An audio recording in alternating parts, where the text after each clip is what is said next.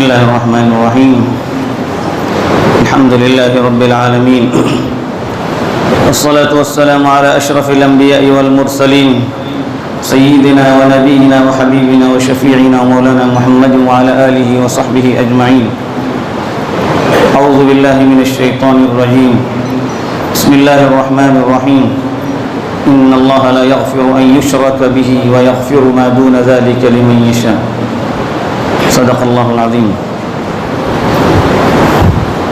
بزرگان محترم، بھائیوں اور دوستوں، جن ایام کو ہم گزار رہے ہیں بڑے بابرکت اور اللہ تبارک و تعالیٰ کے ذکر کے اور خوشی منانے کے ایام،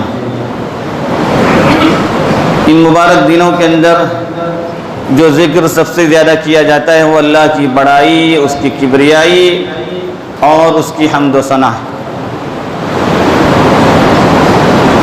اللہ کی بڑائی سے بڑھ کر کوئی چیز نہیں ہے. بندے کے لیے سب سے اہم موضوع اگر کوئی ہو سکتا ہے تو وہ اللہ کی توحید، اس کی بڑائی اور کبریائی کے گن گانے کا ہے. انبیاء علیہ السلام کی بعثت، جمیع انبیاء کی بعثت اور ان کی دعوت کا بنیادی مقصد جو تھا وہ اللہ کی توحید تھی. اللہ کی وحدانیت کی طرف لوگوں کو بلانا، اللہ کی بڑائی، اس کی عظمت اور اس کے اسماء و صفات کے اندر اس کے تنہا اور اکیلے ہونے کو لوگوں کو واقف کرانا. یہ ایک ایسا موضوع ہے جو بہت طویل ترین موضوع ہے، لیکن ہر مسلمان کے لیے اس کی کامیابی کا دار و مدار اس موضوع کو سمجھنے اور اس موضوع کے مطابق زندگی گزارنے میں. انسان زندگی کے اندر ایسے عمل کرے کہ اس کے عمل کے اندر کسی طرح کے شرک کا شائبہ بھی نہ ہو. وہ عمل بھی کرے تو خالص اللہ کی رضا کے لیے کرے، اللہ کی خوشنودی کے لیے کرے. جو بھی عمل انسان کرتا ہے وہ خالصتاً اللہ کے لیے ہوتا ہے. اگر اس کے اندر وہ دوسرے کو شریک کرتا ہے تو حدیث پاک میں صاف فرمایا گیا کہ اللہ کے نبی فرماتے ہیں کہ اللہ نے خود فرمایا ترکتہ وشرکہ، میں اس کو بھی چھوڑ دیتا ہوں، اس کے شرک کو بھی چھوڑ دیتا ہوں. اللہ تعالیٰ کو قطعاً یہ پسند نہیں ہے کہ اللہ کی وحدانیت کے اندر، اس کی بڑائی اور کبریائی کے اندر، اس کے صفات کے اندر کسی دوسرے کو شریک کیا جائے. وہ اپنی صفات میں جدا ہے، وہ تنہا ہے، وہ جو چاہتا ہے کرتا ہے اور جیسے چاہتا ہے کرتا ہے. لا یسأل عما یفعل، وہ جو کرتا ہے اس کے متعلق سوال نہیں کیا جا سکتا. وہم یسألون، لیکن بندوں کو ان کے عمل کے متعلق سوال کیا جائے گا. آدمی کو اللہ کی توحید پر اس قدر پختہ یقین اور ایمان ہونا چاہیے کہ توحید کے اندر رکھنا ڈالنے والی جو بھی چیز ہو اس سے اس کو ایک طرح کی نفرت ہو. شرک اور شرک کے تمام شائبوں سے اس کو نفرت ہو. کہیں اس کو اپنی نجاستوں سے جو نفرت ہوتی ہے اس سے کہیں زیادہ نفرت اس کو اللہ تبارک و تعالیٰ کی کسی بھی معاملے کے اندر شریک کرنے سے. اس لیے کہ اللہ تعالیٰ نے فرمایا ان اللہ لا یغفر ان یشرک بہ، اللہ معاف نہیں فرماتے کہ اس کے ساتھ کسی کو شریک کیا جائے. وَيَغْفِرُ مَا دُونَ ذَلِكَ لِمَن يَشَاءُ، شرک کے علاوہ جتنے بھی گناہ ہوتے ہیں اللہ جن کو چاہتے ہیں معاف فرما دیتے ہیں. تو توحید خالص بندے کے اندر جب اس کے دل میں آ جائے گی، اللہ کی بڑائی اور اللہ کی طرف سے ہونے کا یقین اس کے دل میں آ جائے گا، تو دنیا کی طاقتوں پر سے اس کا یقین ختم ہو جائے.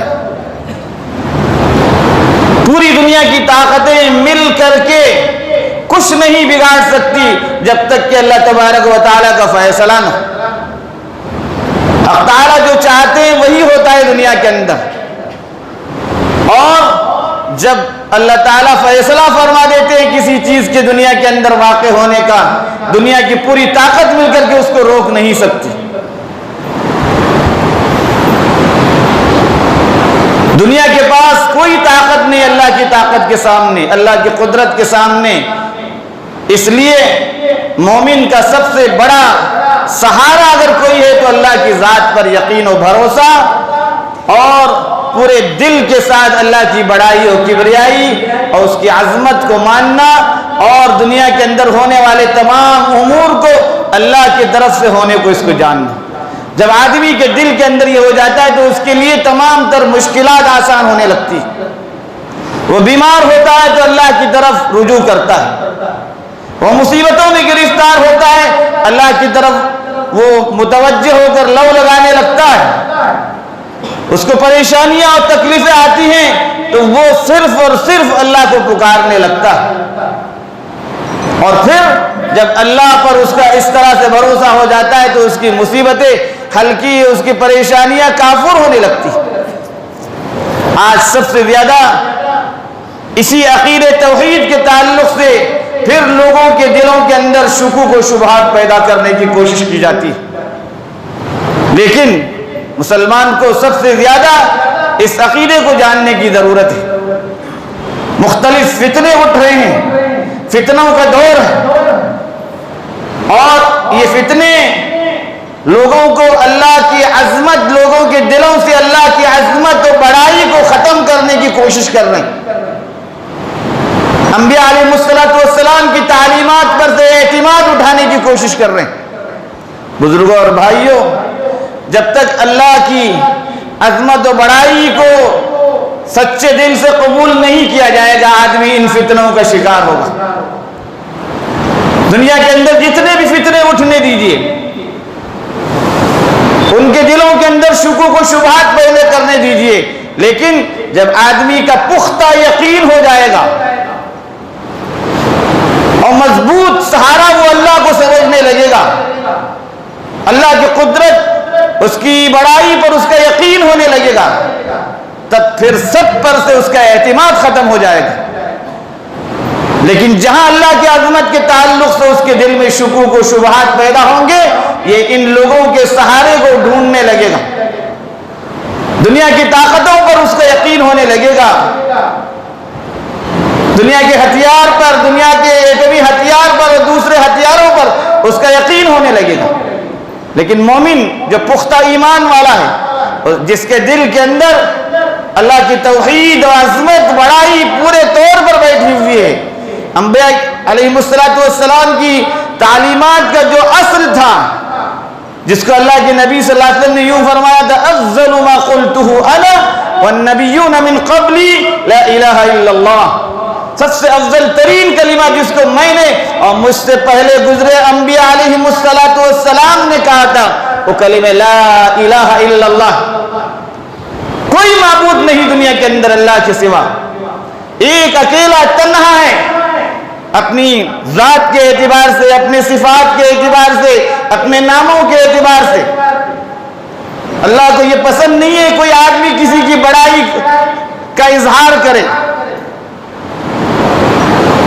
کوئی آدمی کسی سے ہونے کا یقین کرے، یہ سب چیزیں اس کو شرک کی طرف لے جانے والی ہیں۔ بزرگوں اور بھائیوں، ان دنوں کے اندر جو کلمہ ہم بولتے رہتے ہیں اس کے معانی پر ہم غور کریں۔ اللہ بڑے ہیں، اللہ بڑے ہیں، اللہ کے علاوہ کوئی معبود نہیں، تمام تر تعریف اللہ کے لیے۔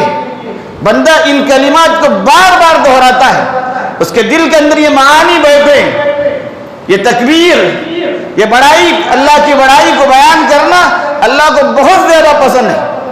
قرآن کے اندر ان دنوں کے اندر اللہ کی بڑائی اور اس کے ذکر کا حکم دیا گیا، اللہ کے نبی نے خصوصیت کے ساتھ اس کا حکم دیا۔ اسی لیے مسلمان ان کلمات کو بار بار دہراتا ہے، اور اس کو دہراتے ہوئے مزہ آتا ہے، ایک لطف ملتا ہے اس کو ان تکبیرات کے پڑھتے ہوئے۔